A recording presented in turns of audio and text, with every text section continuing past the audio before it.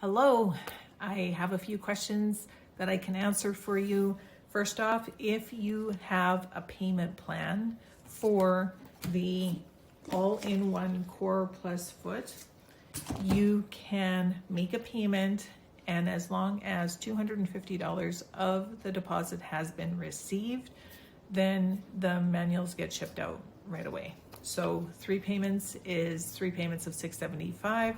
I will ship out the manuals as soon as I get your registration. Now, there isn't a start date with the all-in-one.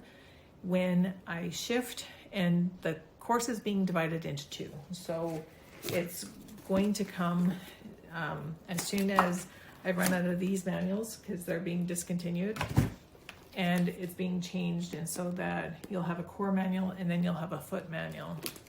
2 separate things at that point with 2 separate courses. The tuition has to be received in full in order for you to participate in that. But today you still got access to the all-in-one foot course. That's the one that if you put your payment in, then I ship you the manual and you get started anytime. So hopefully that answers your question. Let me know if you got any more questions and I'll be happy to answer them for you. Bye for now.